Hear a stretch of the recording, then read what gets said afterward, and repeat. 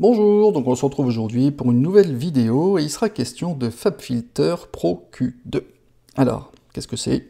C'est un égaliseur, c'est-à-dire un outil, voire l'outil le plus utilisé dans vos étapes de mixage ou de masterisation. Alors pourquoi celui-ci plutôt qu'un autre?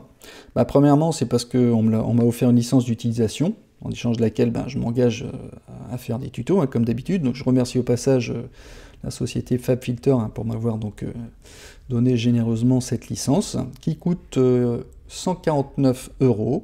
Vous pouvez en télécharger une version d'essai si vous le souhaitez.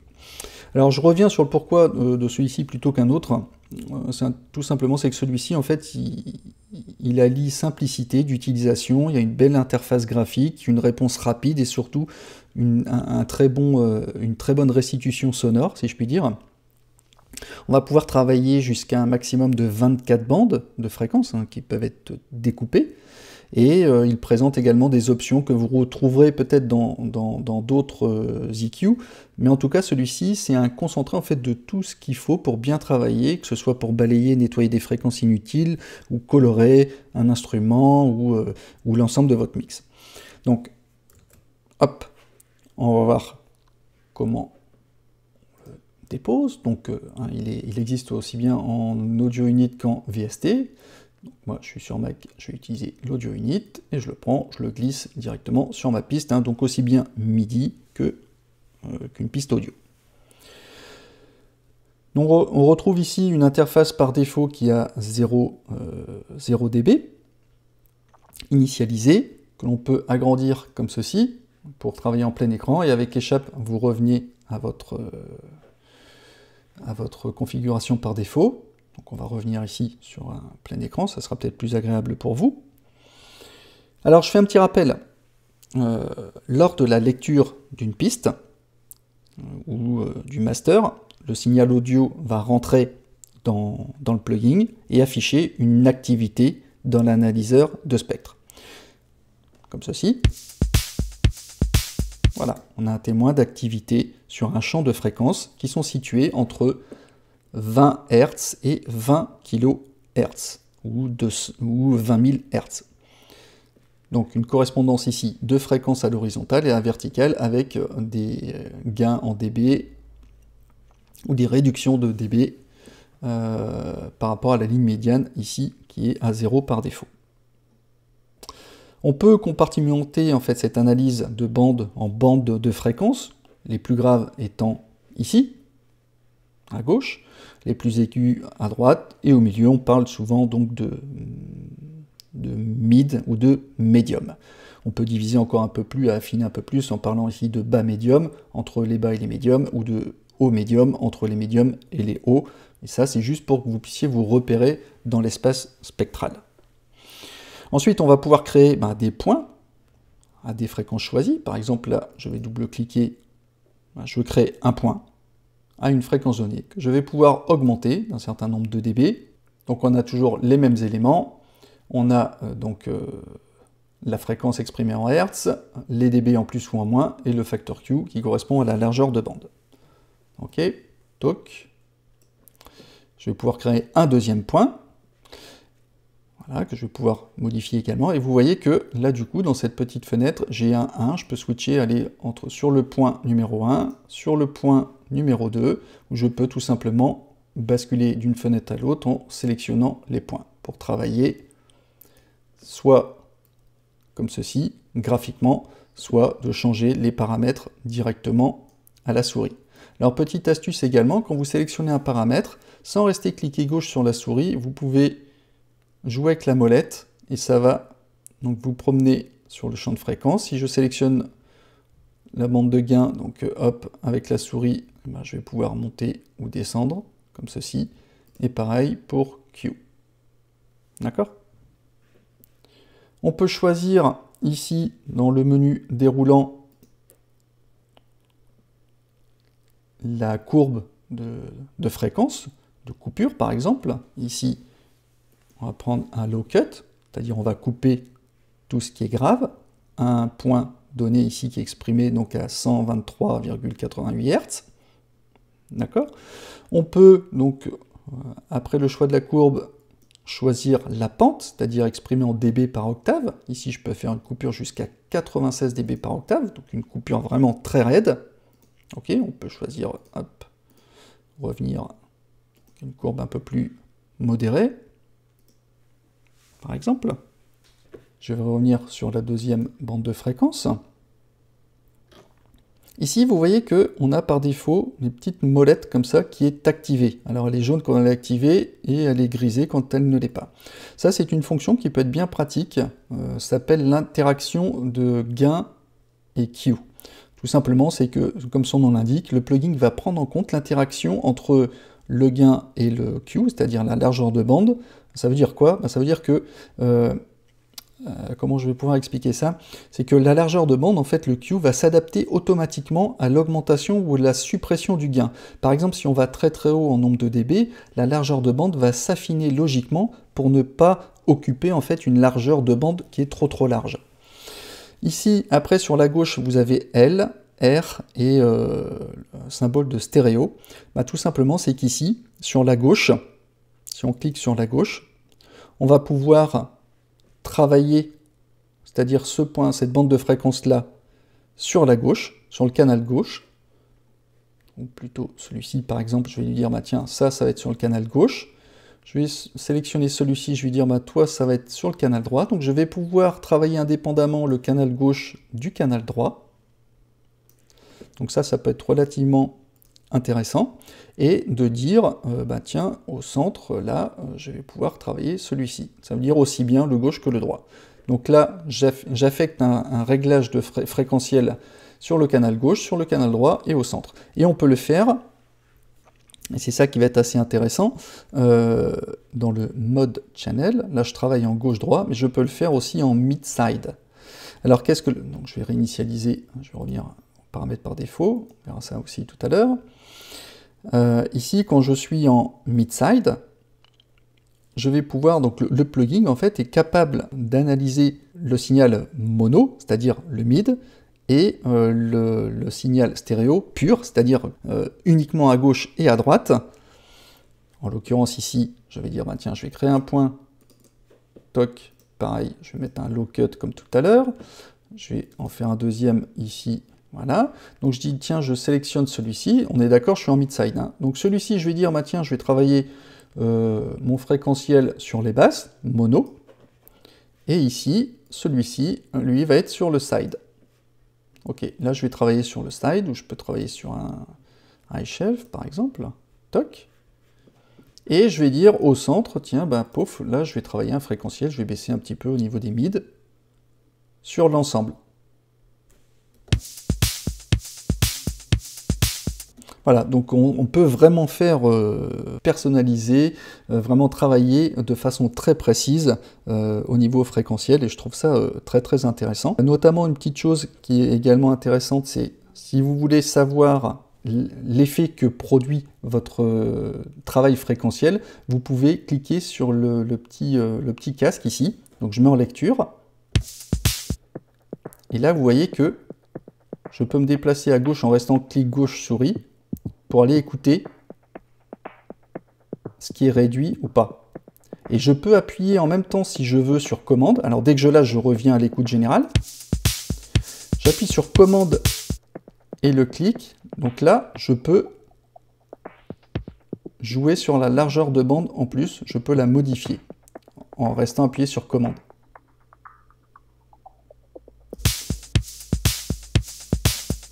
Pareil. J'écoute l'affectation sur le champ stéréophonique et avec commande et clic, je peux travailler sur une largeur de bande plus importante. Pareil, si vous voulez faire un travail fréquentiel, vous voyez, je monte, l'affichage s'adapte automatiquement en nombre de dB. Et là,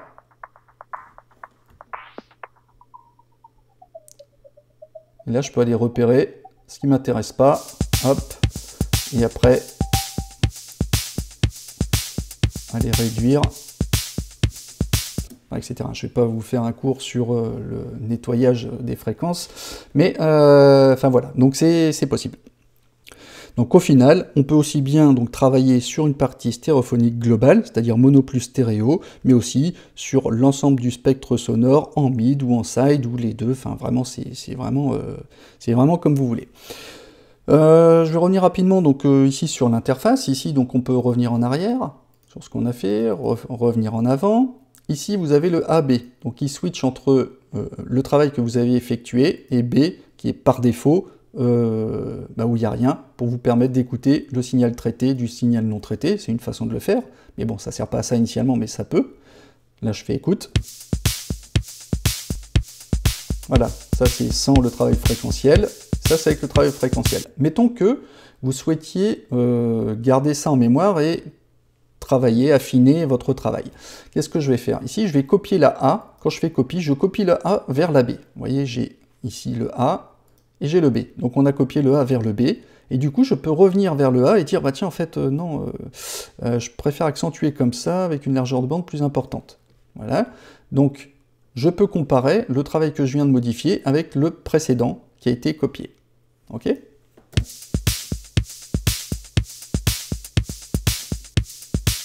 Voilà. Ici, vous avez donc possibilité de pré-régler donc des courbes.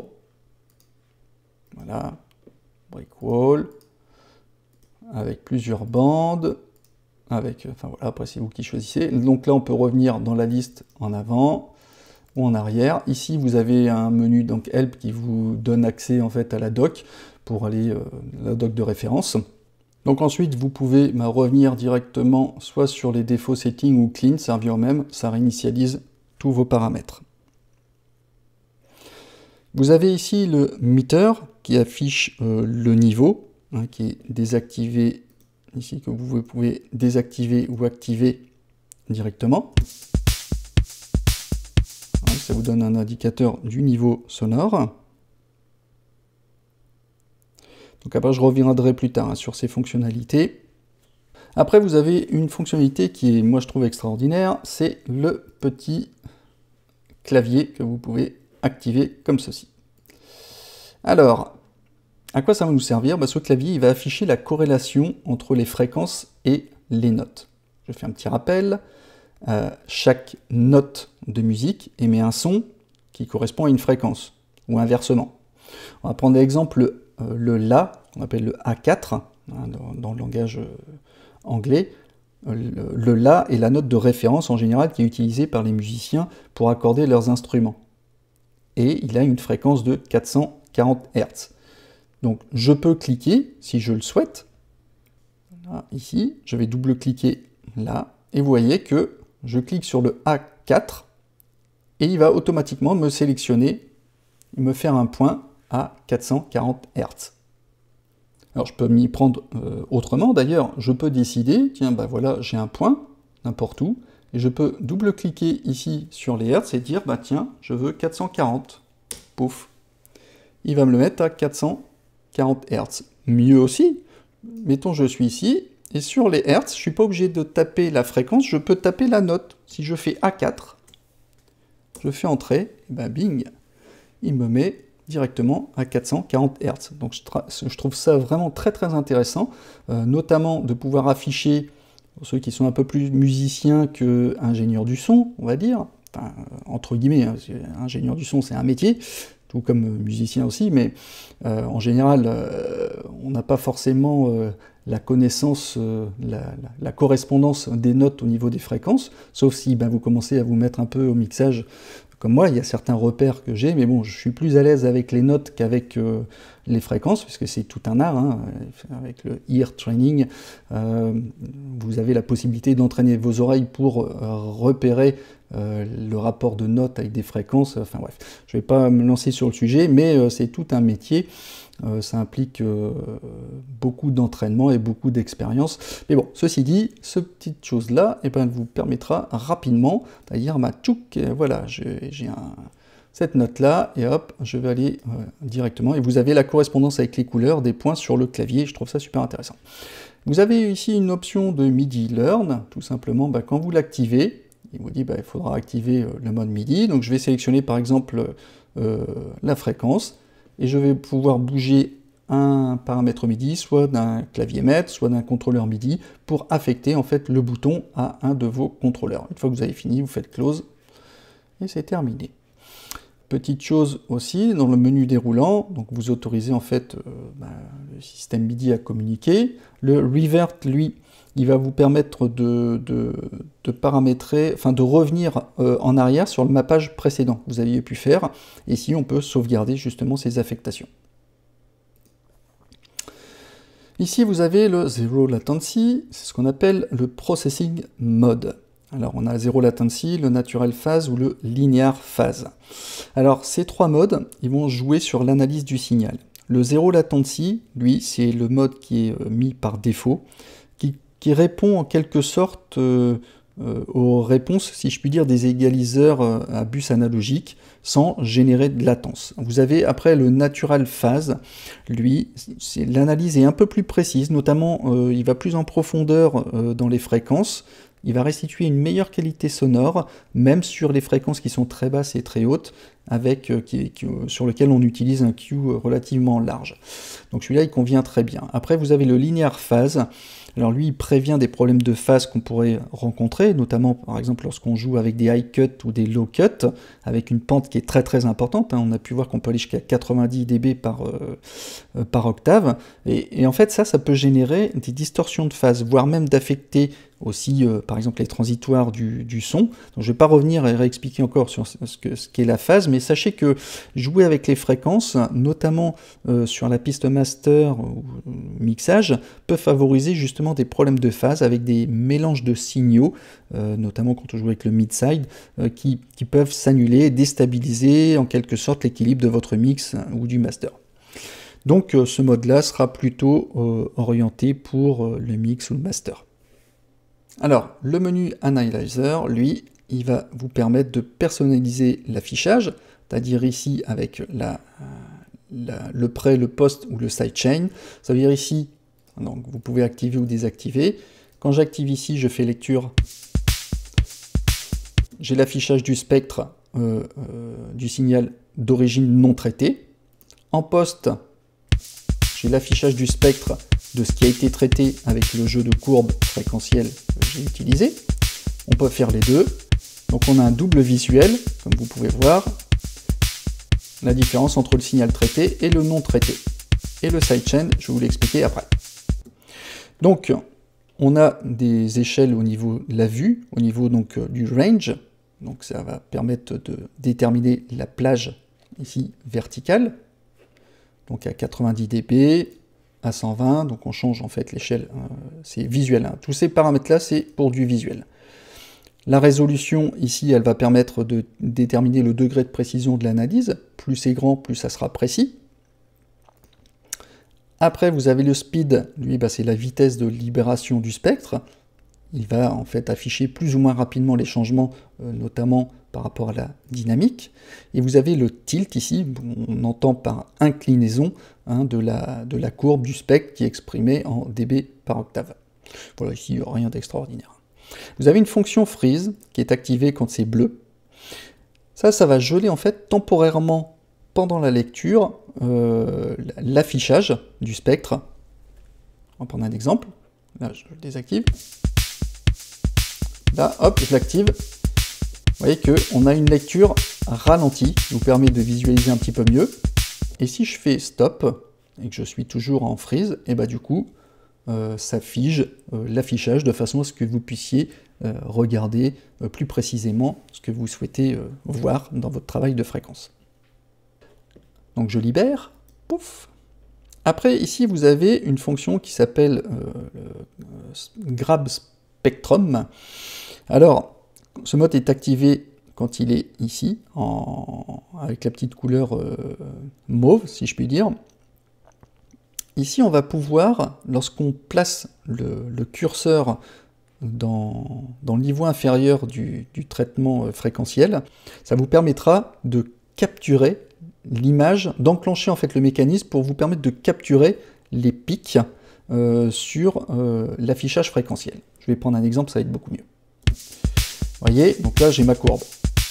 Je vais passer ma souris ici, et je la laisse quelques secondes, et vous voyez que hop, j'ai un changement de couleur qui va me permettre ici d'aller chercher au fur et à mesure, tiens, j'ai celle-là, hop, je double-clique, et je sais que je vais pouvoir travailler sur cette fréquence-là en me disant, tiens, celle-là, elle sonnait pas bien, alors je vais enlever l'affichage, dire, tiens, hop, je vais par exemple dire, tiens, hop, celle-là, je vais l'atténuer, ok, je reviens, mon cue, toc, je laisse quelques instants, hop, vous voyez qu'il monte, et en général, les pics correspondent souvent à des petites choses qu'on n'aime pas forcément, je sais pas, toc. On va écouter.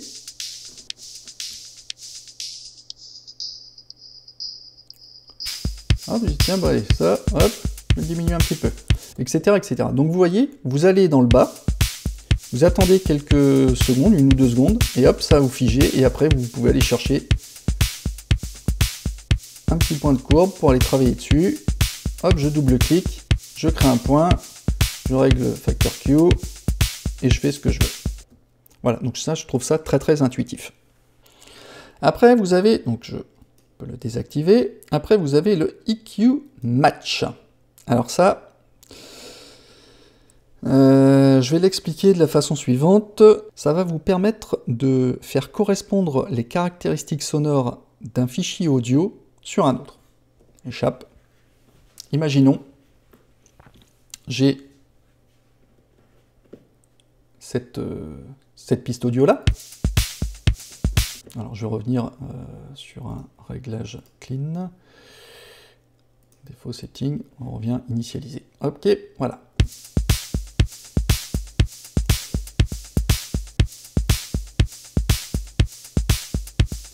Voilà, donc je travaille, ok, à la lecture de cette piste, j'ai un spectre, ok.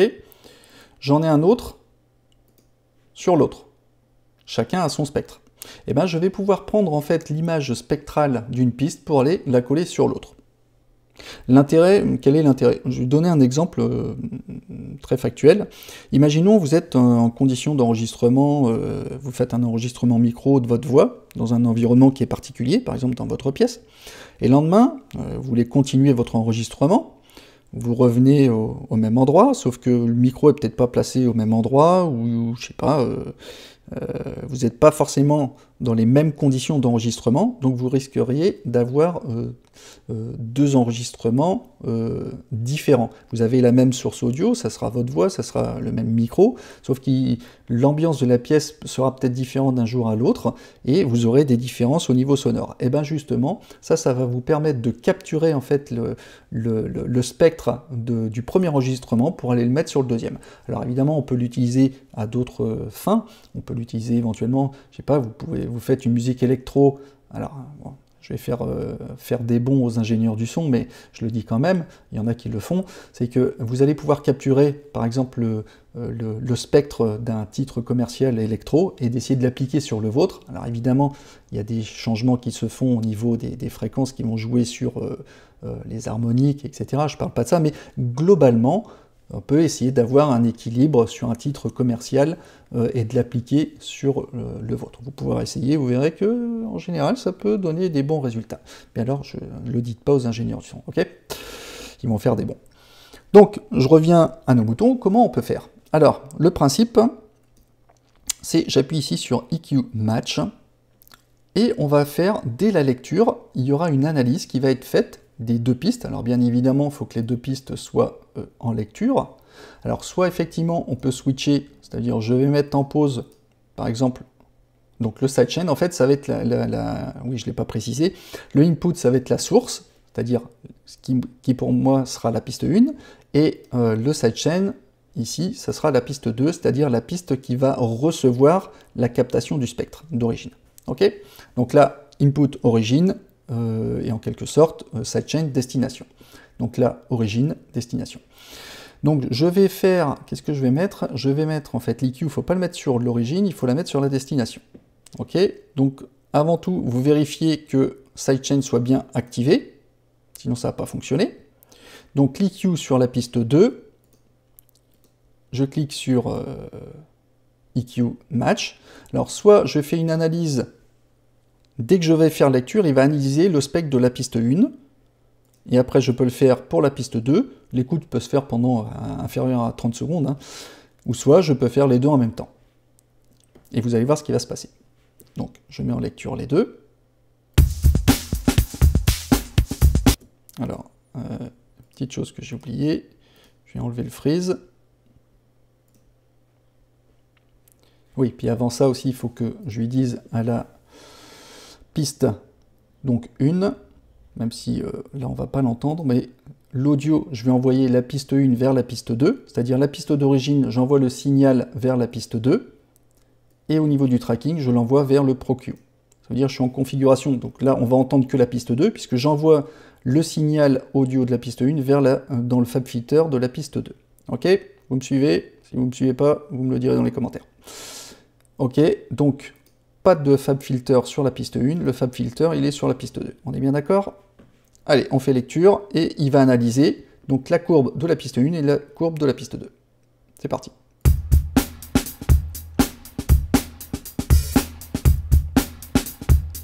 Alors vous voyez, j'ai l'analyse de la courbe 1 et de la courbe 2, et ici j'ai la courbe blanche qui fait le résumé, en gros, de la différence entre la courbe 1 et la courbe 2, mais de façon exacerbée, on va dire. Ok? Donc il m'a capturé l'ensemble, je fais match, et là il va me générer des points sur des bandes de fréquences bien précises. On peut réduire le nombre de points ou l'augmenter jusqu'à 24 points. Ok, donc on peut le faire toujours en écoutant.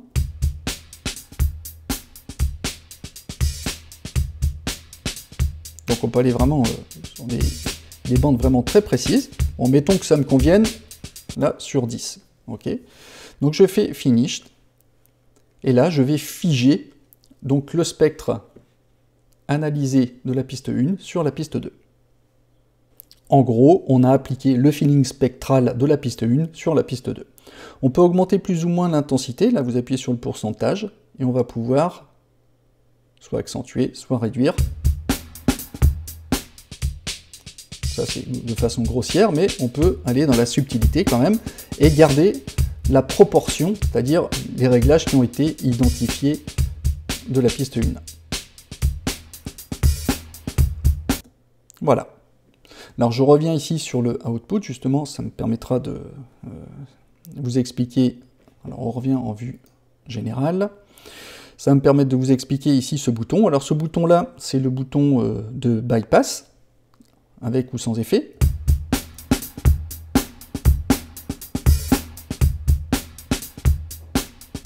Alors le bouton de bypass, il peut être activé ou désactivé, aussi bien en mode linéaire que naturel. Pourquoi je dis ça? C'est tout simplement que, en général, quand bon nombre d'EQ, quand on l'active ou désactive le bypass, il y a toujours un petit cric ou un crack dû à la commutation. Et ce qui est intéressant sur FabFilter, c'est que vous n'aurez pas ce petit clic ou crack, donc il n'y aura pas d'écrêtage au niveau de vos vumètres. Ici, vous avez le 0 barré, c'est le bouton d'inversion de phase en sortie, donc il est actif quand il est bleu. Ici, vous avez le A, qui est l'autogain. Alors il est activé quand il est en jaune. C'est une fonction en fait qui permet de compenser automatiquement la perte ou l'augmentation de gain après égalisation, de façon à se rendre compte réellement de ce qui a été ajouté ou soustrait, sans être induit en erreur par la perte ou l'ajout de dB suite au traitement de l'EQ. En gros, ce système il va vous affranchir de la sensation de volume pour vous concentrer uniquement sur le signal traité. Et ici, on l'avait vu tout à l'heure, ça vous permet d'afficher le vumètre ou pas. Ok.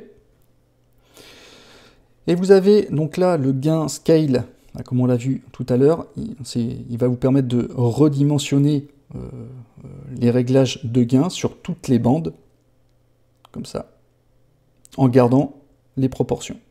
Au-dessus, donc là, on a l'indicateur de volume en sortie, et ici, dans le cercle externe, vous avez la possibilité donc de doser le signal à gauche ou à droite. Quand on est en left-right, vous voyez ici c'est vers le gauche ou la droite, et quand on est en mid-side, ça sera sur le mid ou sur le side. Pareil, on peut double-cliquer, faire 0, et hop, on revient à un réglage par défaut. Toc, là, 0, voilà.